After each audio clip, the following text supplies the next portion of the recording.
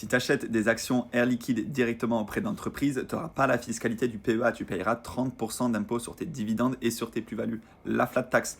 Alors que si tu les as dans ton PEA, tu payes que 17,2% à la sortie et tous les dividendes que tu reçois tant que ça reste dans le PEA, c'est pas imposé. Après, l'avantage, c'est que tu seras directement au nominatif pur, c'est-à-dire que tu auras directement les avantages d'une action offerte pour 10 actions détenues, tu auras 10% de plus sur tes dividendes, etc.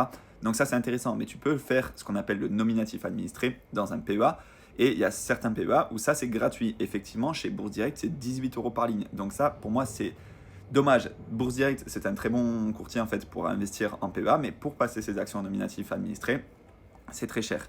Donc, à moins que tu aies des milliers d'euros sur chacune de tes lignes, ça peut valoir le coup. Là, ça vaut pas le coup, je pense, si tu as quelques actions Air Liquide.